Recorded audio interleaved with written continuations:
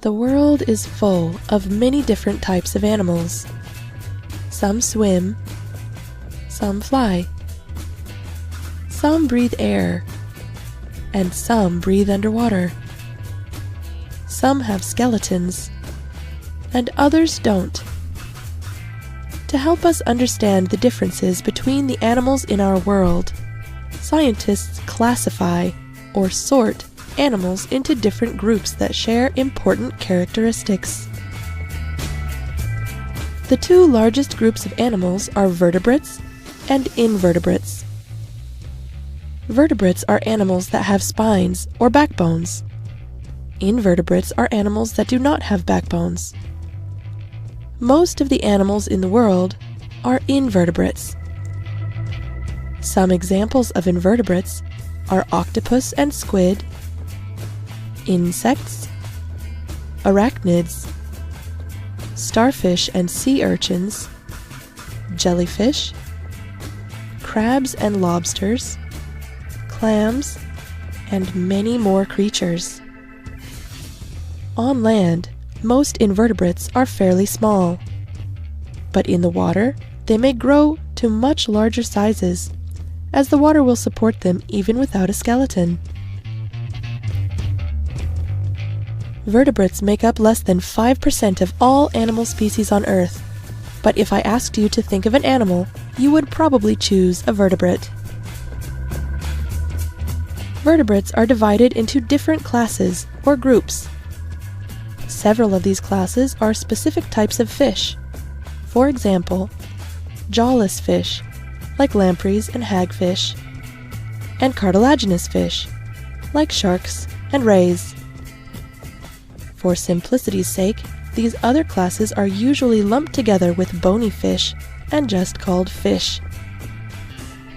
The four remaining classes of vertebrates will all be very familiar: amphibians, reptiles, birds, and mammals. Let's look at the characteristics that make an animal a fish.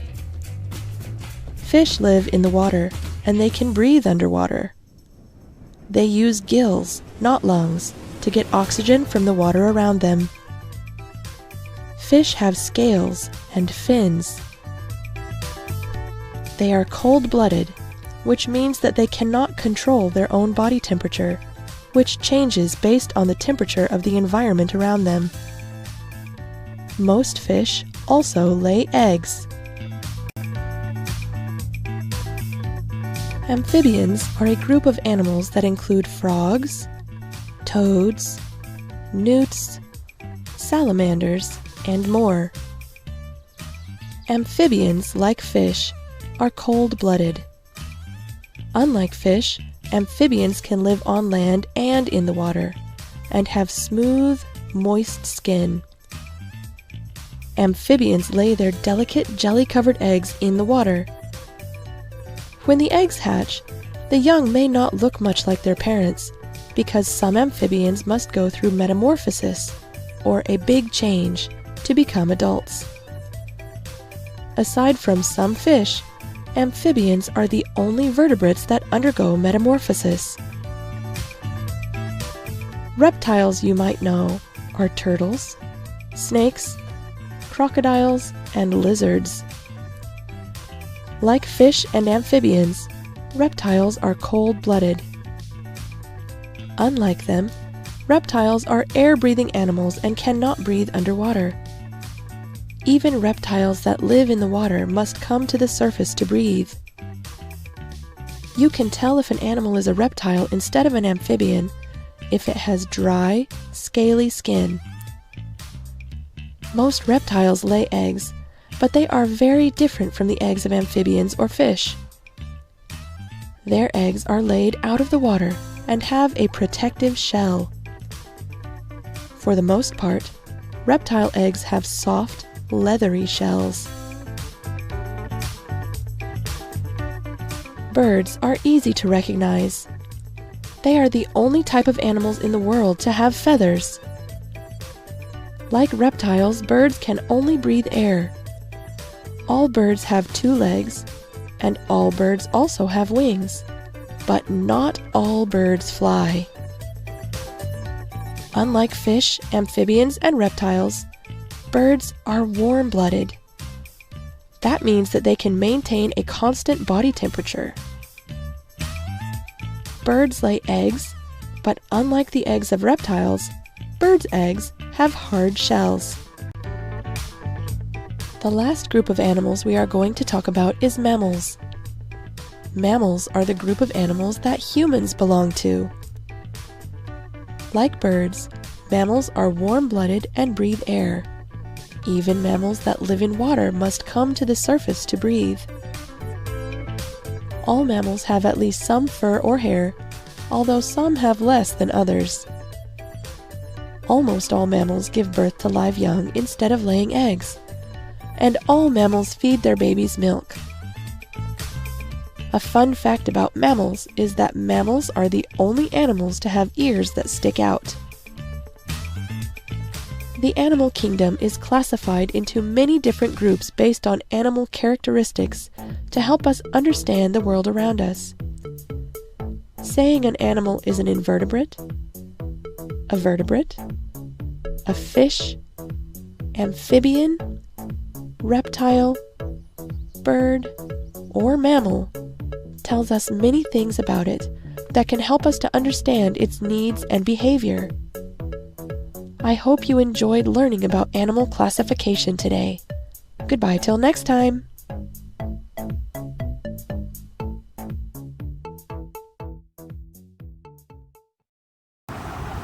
Okay, today's topic is vertebrates. So, what are vertebrates? The definition of vertebrates is that vertebrates are the animals that have cartilaginous or bony vertebrae that surrounds a nerve cord and a skull that protects that brain. Or we can say the vertebrates are the animals which have backbone. The examples are fishes, amphibians like frog. The main classes of vertebrate are Pisces, amphibian, reptilia, aves, and mammals. First, we will discuss class Pisces. Class Pisces contains all types of fishes that adapted to live in water. That they have aquatic life. Now we can discuss the characteristics of class Pisces. They are aquatic and they have streamlined bodies. The body can be differentiated into head, trunk, and tail. Head bears a pair of eyes and nostrils. Body of fish is flexible and streamlined so as to have less resistance to water while swimming. They have paired fins which are attached to the trunk that are helpful in swimming. The body is covered with scales.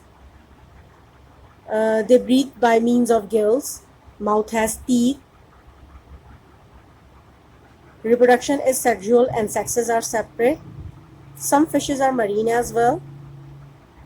The examples are all types of fishes like catfish, dogfish, rays, etc. Now, class amphibians. The word amphibian is derived from the word amphi means both, bios means life. So the amphibians are those animals which have double mode of life, that they spend some of their lifetime in water and then on land. Now the characteristics of class amphibian. Amphibians can live in water and land. The body is divided into head, trunk, neck and tail. 2 pairs of limbs are present. Digits are clawless. Sexes are separate. The skin is moist and slimy, that is helpful in respiration. Respiration takes place through skin, gills, lungs, and buccal cavity. Eggs are without hard shell and laid in water. They are cold-blooded, that is, they have variable temperature. In winter they undergo hibernation in order to avoid cold climate. They undergo metamorphosis. Metamorphosis means complete change of form. It means the young one is not similar to the adult form. Sexes are separate, and the fertilized eggs first develop into tadpole larva, and then the tadpole changes into an adult. The example is frog.